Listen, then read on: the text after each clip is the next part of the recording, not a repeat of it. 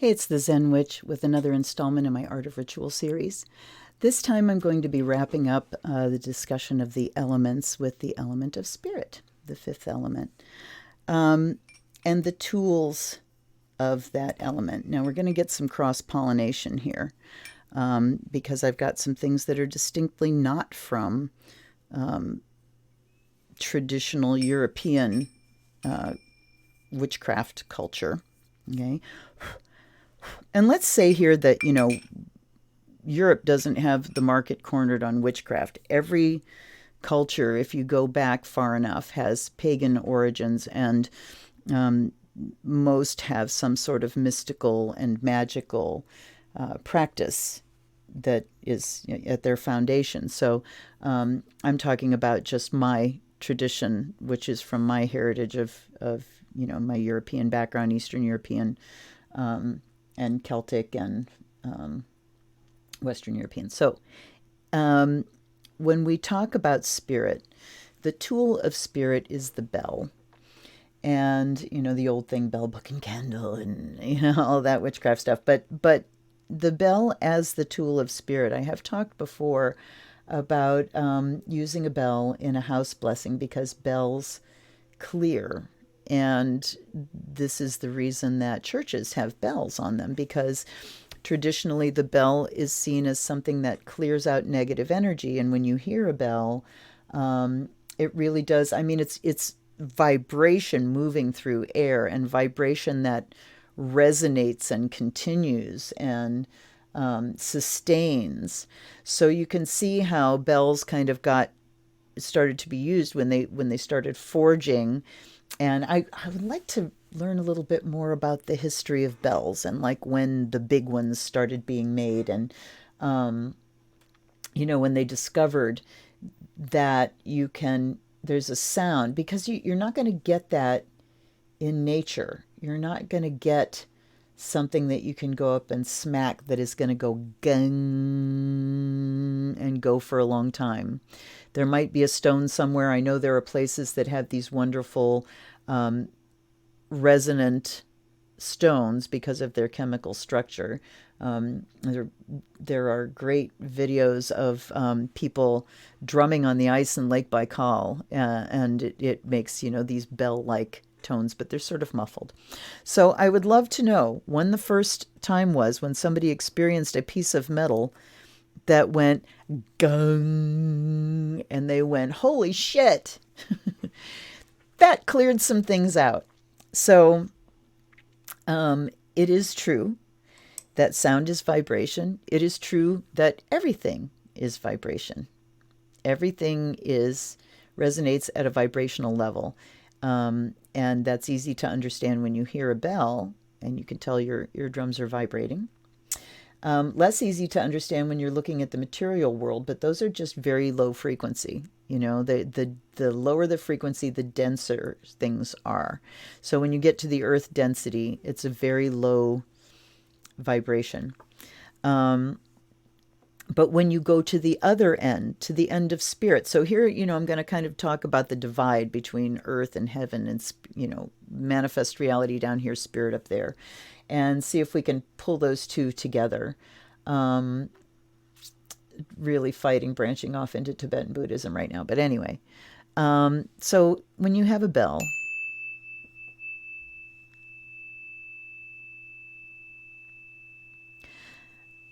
this chime in particular, there's a reason I use this for my bell on my altar, because it has such a clear, high, pure tone, and it resonates for a long time. I just tapped it, but when you smack that sucker boy, it goes for a while. And one of the things I'll use this for, just as an aside, is teaching kids meditation and teaching mindfulness. Here's something you can do. If you have a good bell, sit down, give it a ring, close your eyes, and just listen with everything you've got, and find that moment when the sound completely disappears. It's like identifying that edge. When you do that, when you listen like that, and you're really, really listening, it brings your instincts to the fore. It puts you in a particular frame of mind. But the tone of the tone of the bell is seen as a clearing thing, and when we look at the elemental wheel and the senses, we can ascribe senses to them, which I should have talked about in my earth and air and fire and water videos there, but I didn't.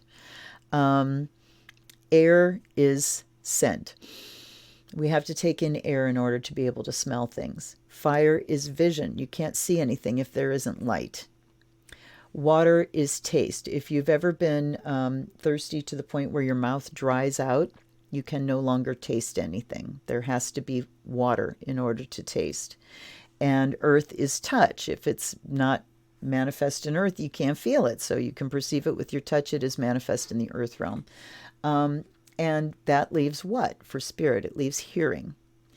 That is the sense of spirit.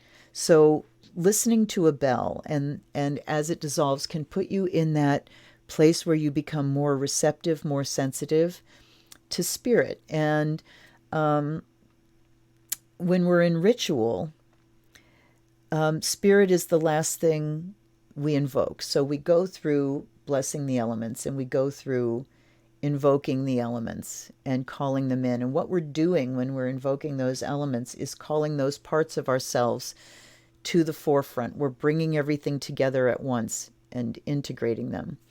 And, as we go through life, you can be in a job where it's mostly the intellect that you're working in. You're in your head and you're in vision. So looking at a computer screen, you're thinking and you're looking at things. And so those are to the fore. Maybe your emotional self is kind of shoved to the side. You ignore hunger, the physical stuff. But when we come into circle, we want all parts of ourselves present equally. And so we call forth those four elements. And the last thing we do is invoke spirit, which is the hub around which all of those elements turn. It's the hub around which the wheel turns. And what we're doing, to me, invoking spirit is homecoming. It's, where do I invoke it from? Yes, I'm calling out to names that are, have come down the years, and each of those names is kind of a bell that can be rung. Quantum physics, and probably regular physics, tells us that sound never truly goes away. As sound vibration moves through the air, it vibrates other things that start to vibrate, and they pass their vibrations on. So by the time the original sound deteriorates to nothing, there's still all these other vibrations that have happened because of it. Think of dropping a stone in a pond. And it's going to spread out, and when it hits the shore, other vibrations start coming, and other, ripples start coming off of it. Drop a stone in, and there's maybe a buoy in the water, something hits the buoy, other vibrations come out. So we start a vibration with sound that continues going. And if you go into a room that has a bunch of stringed instruments hanging on the wall, and you sound a bell that is tuned to A, every string that is tuned to the frequency of 440A is going to begin to vibrate.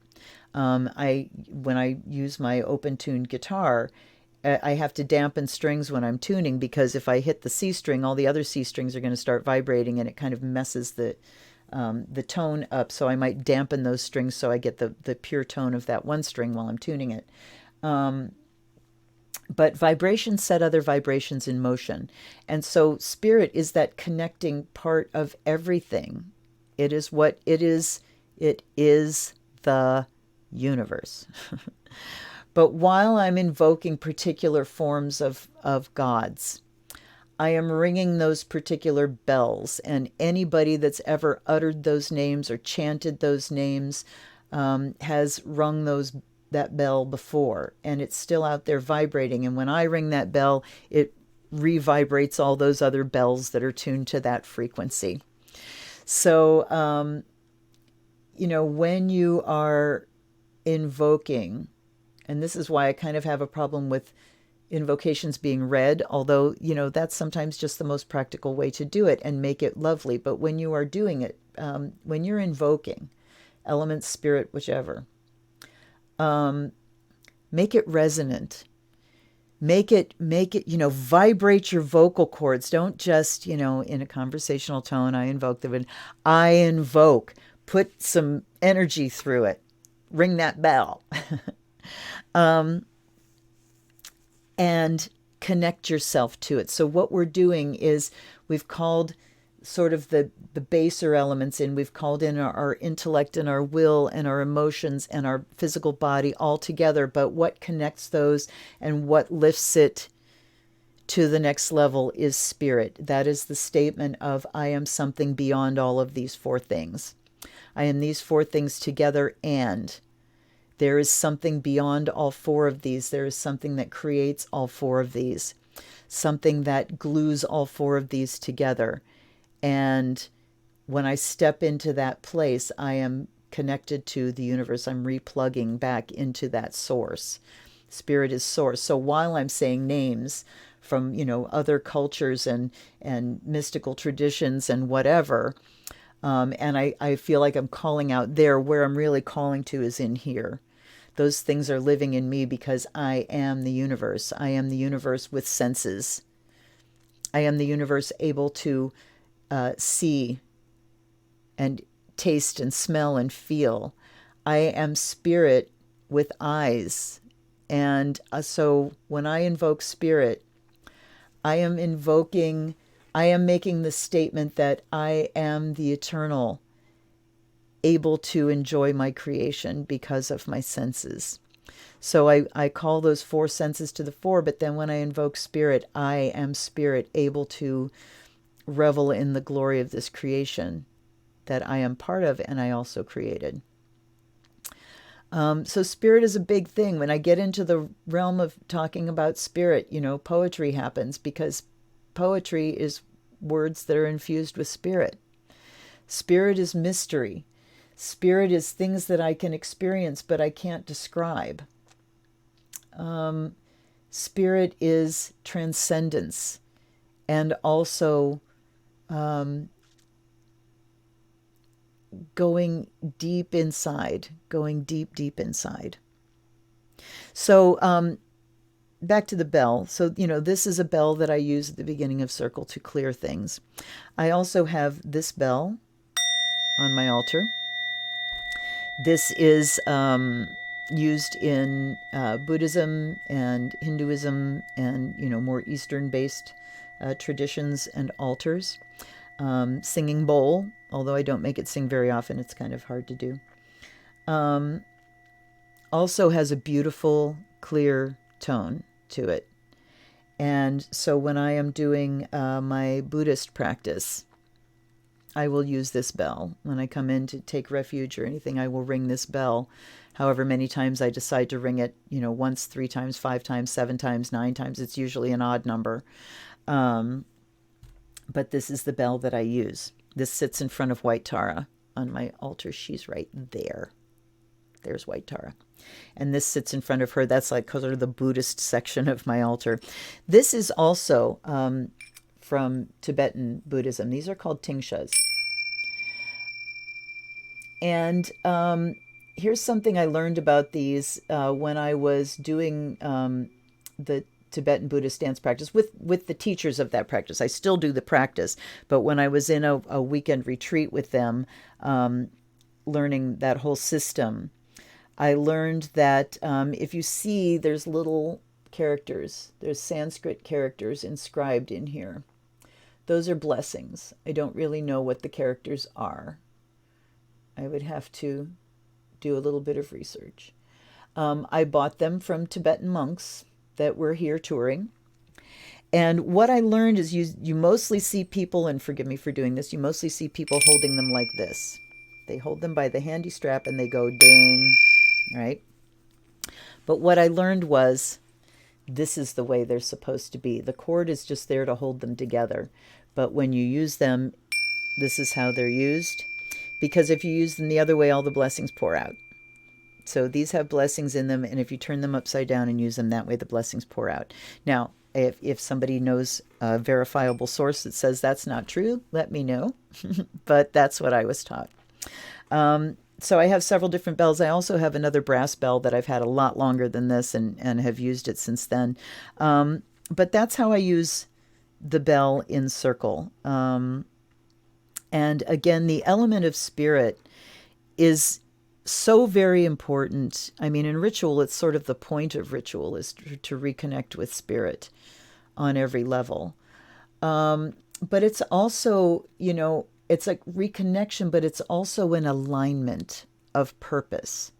So when I invoke spirit and I align myself with spirit, I am saying I am holding myself to the highest standard of behavior.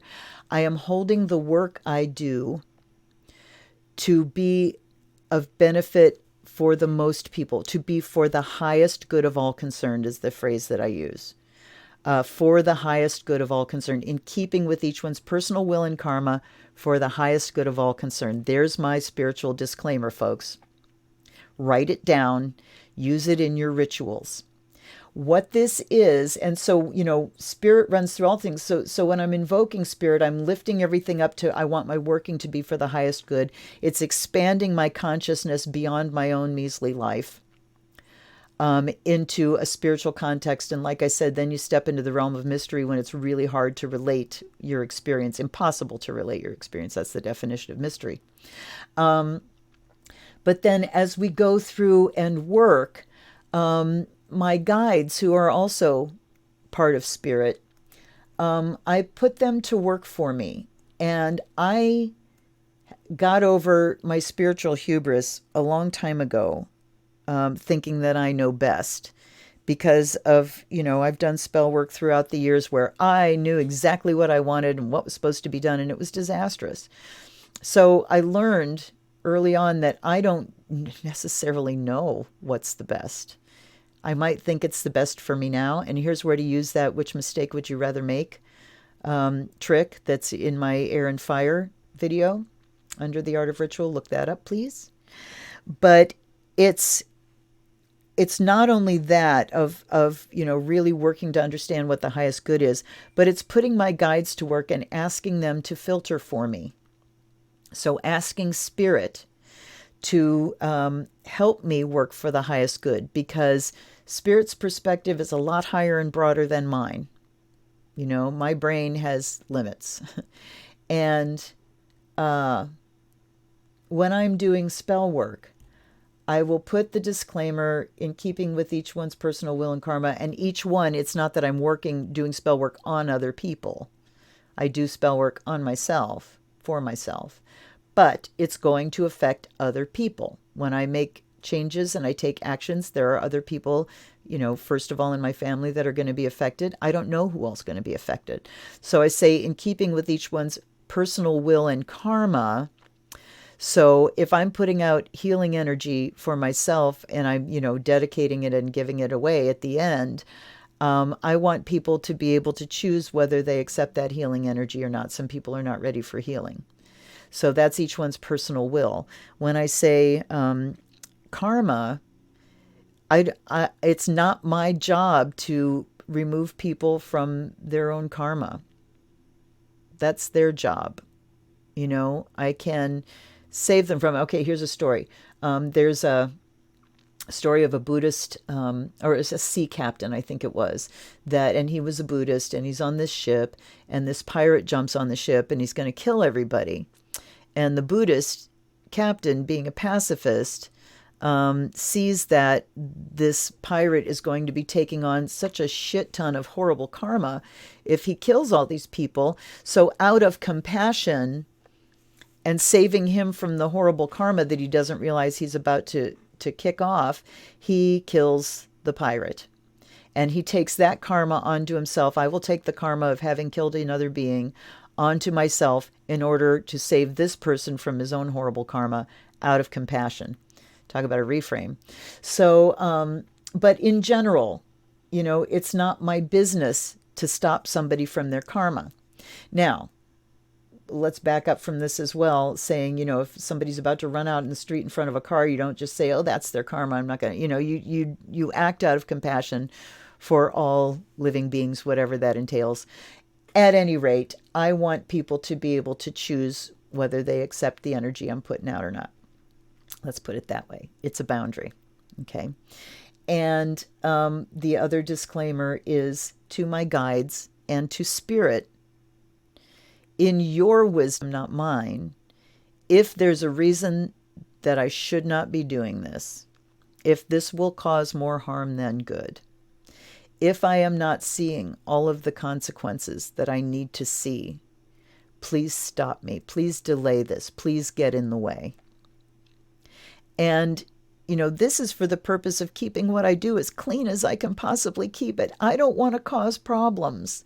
And I am familiar enough with spell rebound that I don't want to cause problems for me.